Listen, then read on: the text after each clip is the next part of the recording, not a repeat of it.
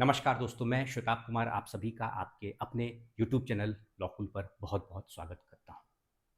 अगर मैं भारतीय रुपए की बात करूँ, तो यह आज की तारीख में 30 अप्रैल 2026 को डॉलर के मुकाबले अपने रिकॉर्ड निचले स्तर पर है। अगर हम लोग बात करें भारतीय रुपए की, तो डॉलर के मुकाबले भारतीय रुपए 95 रुपए 20 पैसे के रिकॉर्ड निचले स्तर पर आ गया है। मिडिल ईस्ट युद्ध और एनर्जी सप्लाई रुकावटों से यह गिरावट आई है। पहला कारण तो यह हो गया आपका। विदेशी ब्रोकरेज फर्म बर्नस्टीन के मुताबिक ईरान युद्ध अगर जारी रहता है तो रुपए 98 तक जा सकता है। यानी जो अभी जो स्थिति है आपका 95 रुपए 20 पैसा, तो अगर जो युद्ध चल रहा है और जो मिडिल ईस्ट का जो टेंशन अभी दिख रहा है हमें, वह अगर जारी रहता है तो वैसी स्थिति में रुपया आपका 98 तक जा सकता है। यानी एक डॉलर बराबर भारतीय रुपए की बात करें तो 98 रुपये होगा। विदेशी निवेश को एफपीआई की लगातार बिकवाली और वैश्विक स्तर पर बढ़ते व्यापारिक तनाव की वजह से रुपए में यह गिरावट देखी जा रही है। अगर बात करें साल 2026 के शुरुआती दौर की, तो शुरुआत से ही जो रुपए था वो दबाव में हमें देखने को मिला था। सिर्फ 2026 के शुरुआत की बात मैं नहीं करूंगा। अगर आप साल के अंत को देखें 2025 के, यानी महीना दिसंबर का, तो दिसंबर 2025 में भी क्या हुआ था आपका, पहली बार रुपया जो है 90 के स्तर के पार गया था। यानी इंडिकेशन उसी वक्त से हमें देखने को मिल रहा था। डॉलर अगर महंगा होता है तो भारत में महंगाई बढ़ने का खतरा होगा या नहीं होगा, पहले हमें यह समझना। आखिर ये डॉलर और रुपए का जो ये तालमेल होता है और इसमें जो ऊपर नीचे जो ये स्थिति बनती है, उसका हम पर क्या प्रभाव पड़ता है? आखिर इतनी चर्चा क्यों हो रही है कि एक डॉलर बराबर इतना रुपए हो गया? आखिर इसकी चर्चा क्यों हो रही है? चिंताजनक क्यों है? तो देखिए, मिडिल ईस्ट संघर्ष की अगर बात करें ना हम लोग, जो अभी ईरान का और ये अमेरिका और इजराइल सब जो ये वॉर चल रहा है, तो इसे ही कहा गया है मिडिल ईस्ट संघर्ष। ठीक है, मिडिल ईस्ट युद्ध। तो यह दशक का सबसे गंभीर एनर्जी संकट माना जा रहा है, जिसका सीधा असर भारत पर पड़ रहा है। तेल की कीमतों पे इसका प्रभाव पड़ेगा। भाई, कच्चा तेल तो हम बाहर से ले रहे हैं ना, तो कच्चे तेल महंगे होने से क्या होगा? भारत का इंपोर्ट बिल बढ़ेगा। ठीक है, उसके बाद जरूरी सामान आपका महंगा होगा, एलपीजी हो गया, प्लास्टिक हो गया और अन्य पेट्रोकेमिकल प्रोडक्ट्स की सप्लाई आपकी प्रभावित होने वाली है। पूरा जो सप्लाई चेन है वो प्रभावित होगा आपका। महंगाई का डर होना है, निश्चित तौर पर महंगाई बढ़ने वाली है। यहाँ पर जब आपका सप्लाई चेन प्रभावित होगा तो महंगाई से आप कैसे बच सकते हैं? महंगाई का डर है कि डॉलर महंगा होने से पेट्रोल, डीजल और इंपोर्टेड सामान आपके महंगे होंगे, जिससे रिटेल महंगाई, आपकी जो खुदरा बिक्री है, वह बढ़ेगी। ठीक है, विदेशों में पढ़ाई या घूमना महंगा होगा। विदेश जाने या पढ़ाई के लिए डॉलर खरीदने पर अब ज्यादा रुपया खर्च करने होंगे। अगर दिसंबर की बात करें तो एक डॉलर के लिए आपको 90 रुपए देना होता था। आज की तारीख की बात करें 30 अप्रैल 2026 की, तो एक डॉलर के लिए आपको कितना देना होगा? तो 95 रुपए 20 पैसा। और अगर यही स्थिति रही तो आप अंदाजा लगा लीजिए।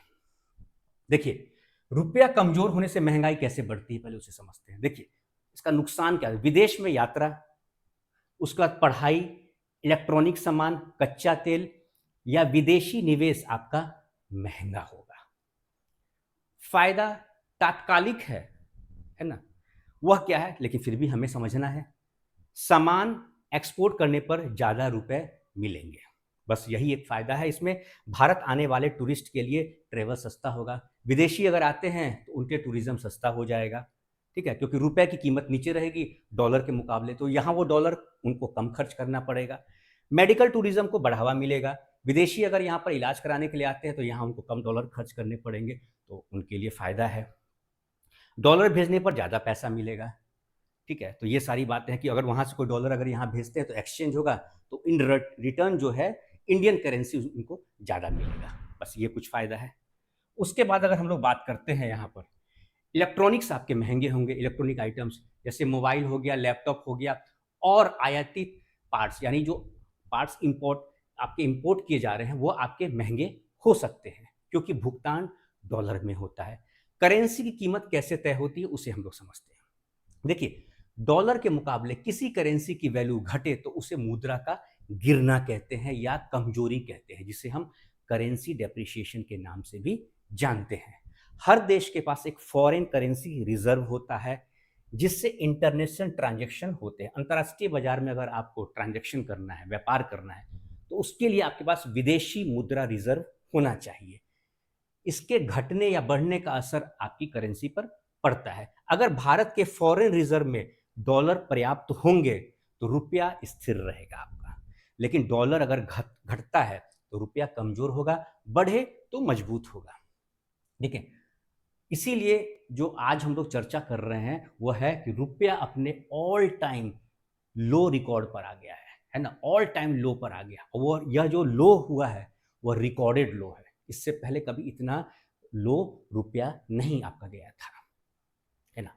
अब 1947 की बात करें तो एक डॉलर की कीमत 4 रुपए, 1983 की बात करें तो एक डॉलर आपका 10 रुपए था, 1991 की बात करें तो एक डॉलर 20 रुपए, 1993 की बात करें तो 30 रुपए, 1998 की बात करें तो एक डॉलर आपका 40 रुपए बराबर, 2000 की बात करें तो एक डॉलर आपका 50 रुपए के बराबर, 2014 की अगर वही मैं बात करूं तो एक डॉलर आपका 60 रुपए के बराबर, 2018 में 70 रुपए, 2022 में 80 रुपए, 2025 आते आते यही एक डॉलर आपका 90 रुपए, जो कि 2025 के आखिरी महीने में था, है ना, दिसंबर 2025 की बात कर रहा हूँ मैं।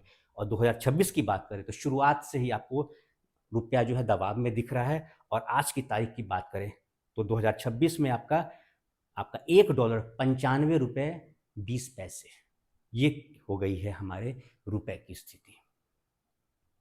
तो देखिए, अगर आपको यह लगता है कि अंतर्राष्ट्रीय स्तर पर अगर कोई युद्ध चल रहा है या कोई ऐसी स्थिति बनी हुई है कि जिससे 2 या 3 देशों के बीच में स्थिति अच्छी नहीं चल रही है, तो इसका प्रभाव आपके ऊपर नहीं पड़ने वाला है, तो इसका मतलब है कि आप बहुत सारी चीज़ों से अनजान हैं।